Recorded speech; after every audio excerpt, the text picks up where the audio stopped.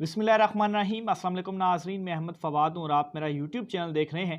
नाज़रीन, ये दो तस्वीरें हैं आप इस वक्त अपनी स्क्रीन पर देख रहे होंगे। एक तस्वीर जो ऊपर वाली है, ये इस वक्त मौलाना फजल रहमान के जो जत्थे हैं, ये सरीना चौक वाला गालबन गेट है और इस गेट को फलांग कर इस तस्वीर में आप देख सकते होंगे कि वो जा रहे हैं। और दूसरी तरफ जो नीचे की तस्वीर है वो बेसिकली नवाज़ शरीफ की तस्वीर है।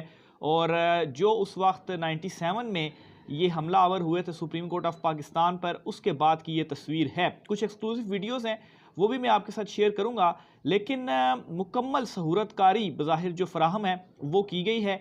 मौलाना फजल रहमान के इन जत्थों को कोई रोका नहीं गया पुलिस की जानिब से। जस्ट ये जो गेट थे, आप तस्वीर में भी आपने देखा होगा कि जस्ट ये जो गेट था वो बंद किया गया था, लेकिन बड़ी आसानी से उन्होंने इसको फलांगा।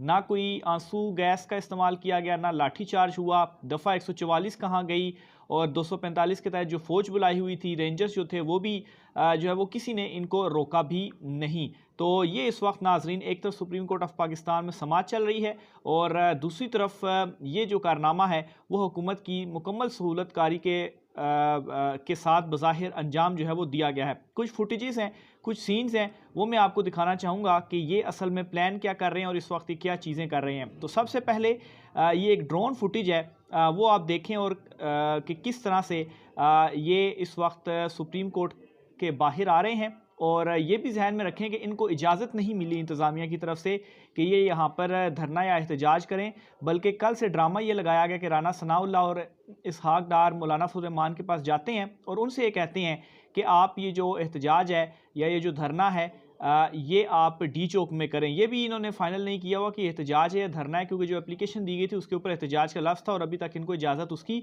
नहीं मिली। तो सबसे पहले तो ये फुटेज देखें, ये ड्रोन फुटेज है बेसिकली, और इसमें आप देख सकते होंगे कि ये मौलाना फजल रहमान के जो जत्थे हैं वो आ रहे हैं और सुप्रीम कोर्ट ऑफ पाकिस्तान के बाहर ये आ रहे हैं। तो ये सिर्फ एक फुटेज है, मज़ीद बहुत सारी और फुटेजेस भी हैं, वो भी मैंने आपको दिखानी है, लेकिन ये सिर्फ फुटेजेस जो हैं वो देखें। और इन फुटेजेस को दिखाने का जो मकसद है वो सिर्फ और सिर्फ ये है कि एक्सपोज करना इनको। ये वही लोग हैं जो पाकिस्तान तहरीक इंसाफ जब पुरअमन जो रैली थी वो निकालती थी, और इसके ऊपर इस्लामाबाद पुलिस का मौक़िफ़ क्या है। चलें पहले इस्लामाबाद पुलिस का जो मौक़िफ़ है वो मैं आपके सामने रखता हूँ। तो तर्जुमान इस्लामाबाद कैपिटल पुलिस कहती है कि मुज़ाहिरीन रेड जोन में दाखिल हो गए हैं, ताहाल तमाम सूरत हाल पुरअमन है। अवाम से गुजारिश है कि पुरअमन रहें और पुलिस के साथ ताउन करें। तो बहुत बुरे तरीके से ये एक्सपोज हो चुके हैं। सबको ये मालूम तो है ही है कि किस तरह से ये सहूलतकारी फ्राहम कर रहे हैं, लेकिन अभी मज़ीद सबूत भी इस हवाले से सामने आ गए हैं। ये जो शुरू मैंने आपको तस्वीर दिखाई थी, इसका जो है वो एक वीडियो भी है। ये वीडियो फुटेज भी मैं आता हूँ, आपको दिखाता हूँ, इसके ऊपर भी गौर करें कि ये देखें मौलाना फजल रहमान के ये जत्थे हैं कि किस तरह से ये वीडियो के अंदर जो गेट है वो फलांग रहे हैं और सुप्रीम कोर्ट ऑफ पाकिस्तान की जानिब बढ़ रहे हैं। और इसके साथ ही साथ कौमी असम्बली का जो इजलास है वो भी हो रहा होता है, और इस कौमी असम्बली के इजलास के अंदर भी सुप्रीम कोर्ट ऑफ पाकिस्तान पर भी हमले होते हैं और साथ ही साथ इमरान खान साहब के ऊपर भी जो हमले हैं वो होते हैं। ये कुछ मज़ीद फुटेज है, ये मज़ीद फुटेज भी आप देखें। ये सिर्फ़ और सिर्फ फुटेज आपको इस वजह से मैं दिखा रहा हूँ ताकि ये सारा एक्सपोज हो सके और आप देख सकें कि असल में इस मौजूदा इम्पोर्टेड हुकूमत की जो हकीकत है वो क्या है और कैसे मुकम्मल सहूलत कारी फराहम की जा रही है। आप ना ही इन मुजाहिरीन को रोक रहे हैं, ना ही कोई शेल्स हैं। मौलाना फजल रहमान देखें किस तरह से रेड जोन में दाखिल हो रहे हैं।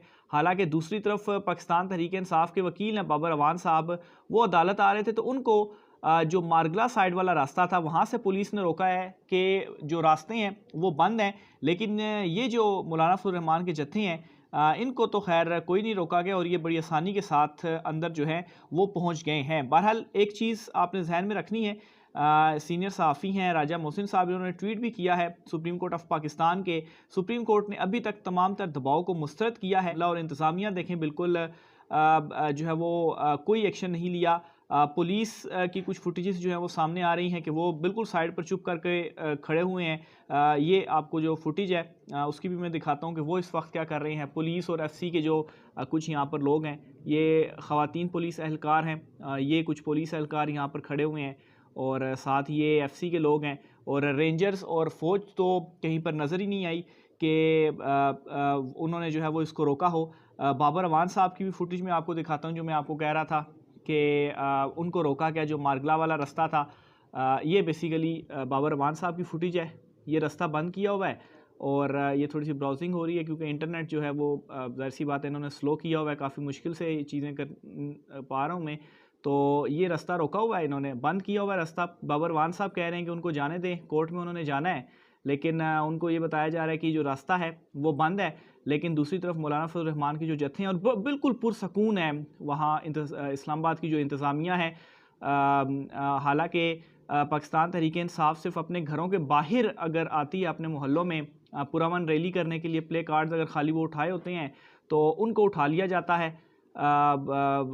ज़बरदस्ती उनको उठा लिया जाता है। ख़वातीन के साथ जो अनफॉर्चुनेट जो कुछ फुटेजेस सामने आई हैं, किस तरह से ख़वातीन को ज़ख्मी किया गया।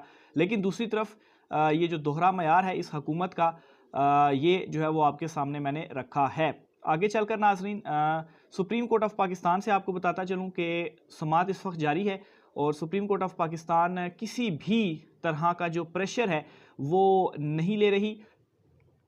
जो थोड़ी सी समाअत हुई है अभी तक सुप्रीम कोर्ट ऑफ पाकिस्तान में, इस हवाले से मैं कुछ आपको जो चीज़ें हैं, जो तफसीलात सामने आ रही हैं वो भी आपको बताता चलूँ।